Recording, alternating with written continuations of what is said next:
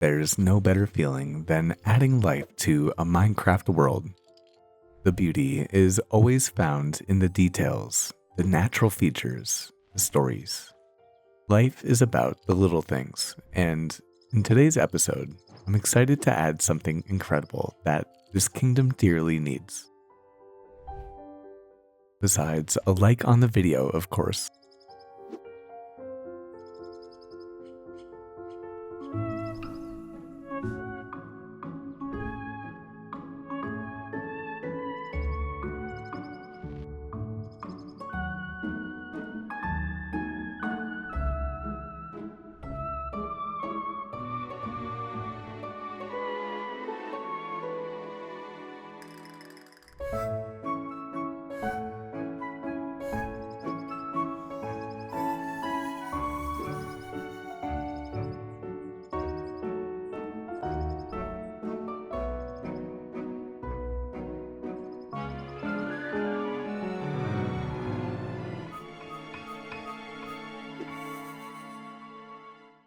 Well, it probably took about 2 or 3 hours on my end, but the chef has been in the kitchen. You can see that the waterfall is definitely one of the biggest builds that we've put in the world so far. We're also gonna need a name for this beautiful river too. So once again, if you'd like to name our new river, consider leaving the name in the comments below. But for now, I say let's get out our stone blocks once again and add some more pathways to this beautiful kingdom.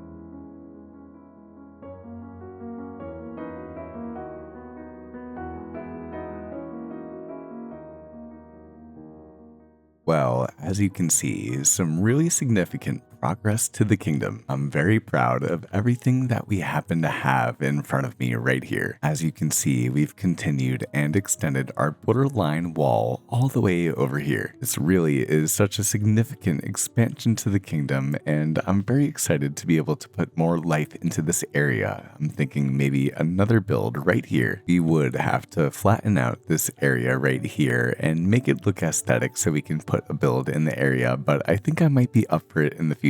As always, we've continued with our stone stairs all the way down here, and I really think that the more that I do this, I'm getting better at doing it, which honestly is a very gratifying feeling. And as we head down here, you can see that our path splits off in two ends, where down here we'll continue down in order to expand the kingdom and place even more builds around in this area, which will have such a beautiful overlook with our Garden of the Gods. But if we head along the right side here, you can see that we probably have the best overlook of the park. And I feel like I say it in pretty much every episode now, but I love this build. It is probably my favorite that we have here in the kingdom. And we're not done with the path yet. As you can kind of see, it's still in infrastructure mode, but it's a really great overlook, and you can see that it looks back up at the kingdom really well. And I'm not sure exactly what we'll end up doing here. I'm not sure if we're going to extend the kingdom past this point where we have our fishing dock. But regardless, this is a good place to be at in the world, and I have so many ideas with everything that we can do in this area. And so if you're here for that, consider leaving a like on the video, because there's nothing but good things coming in this area, including this area right here that we've prepared for the build for today's episode. Of course, everything matches with the surrounding area, and you'll actually notice down here that we already have our building materials ready to go. But I guess you could say that this wouldn't be a slip video if we didn't have one other task to do, which is for us to get around to work on the tunnel. It really is such a major build, and I haven't played Minecraft actually in a couple of weeks. I've just been editing the videos that I have, but at the same time, I do think that maybe I've been avoiding this monster that we have right here. here, which is really just such a massive tunnel, as Microcosm Gaming ended up pointing out in the comments of the most recent video, which also, since I haven't been in this world in a couple of weeks, this river that we ended up building is just really wonderful looking. But yeah, as Micro ended up pointing out, the scale of this build really, as you can maybe see with the scale of the river that we have now in the mountain, is really something. And slowly but surely, it is taking us a lot of time in order to get all of the expensive materials needed in order to make this build. But the good news is that we've stocked up on plenty of iron and diorite, along with, as you can see in this chest right here, we have plenty of quartz to go as well, meaning that it's time for another round of building in the tunnel.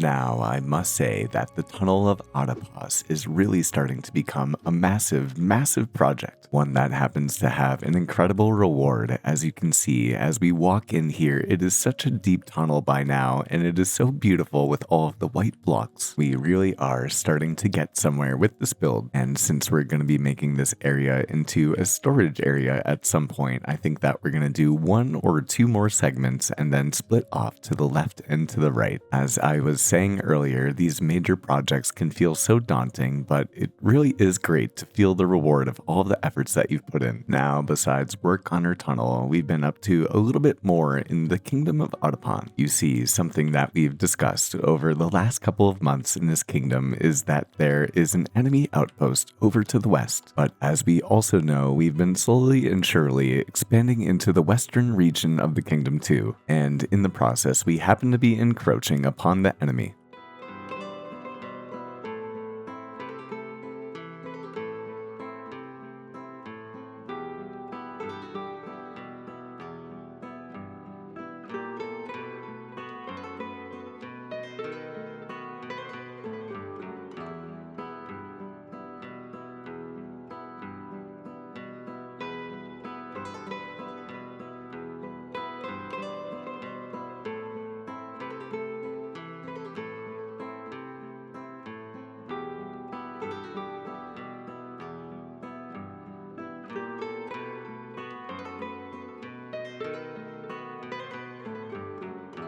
Now you can consider me victorious against the cruel enemy over there. I really am a builder at heart, but I guess I have some fighting skills, and I'm happy that we can now consider the western region of the kingdom to be safe. But as we've discussed, if we drop down here, we have plenty of materials that are ready for our build. It's eventually gonna look so pretty overlooking the Garden of the Gods. Today, we'll be building a house for a fellow Minecraft friend named Seiji. He makes great content and has a Forever World playthrough of his own. We can get around to putting something cool underground here in the next episode, but I say, why don't we put some building blocks in our hand and make something incredible in the kingdom.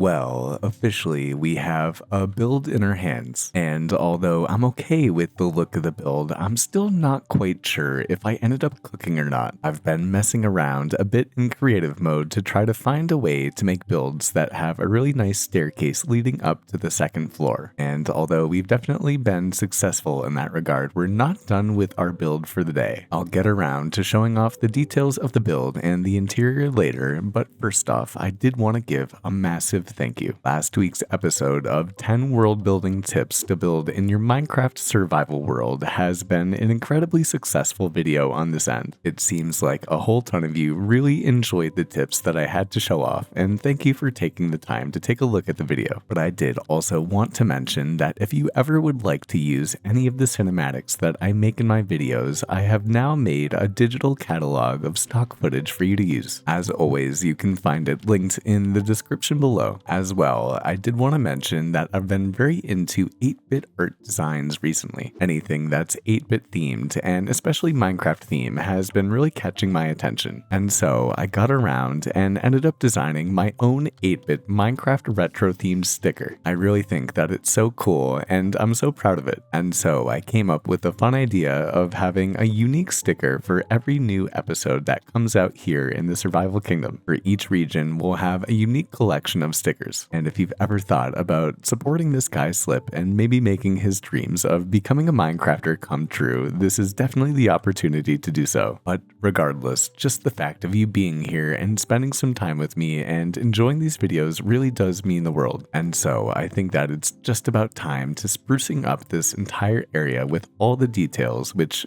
of course is going to include a whole ton of flowers, along with continuing to add some pathway designs just to fill in the entire area. It's currently March 4th, and it's going to be a doozy to get this video out by Saturday, so I say let's put some blocks into our hands and get around to decorating the build.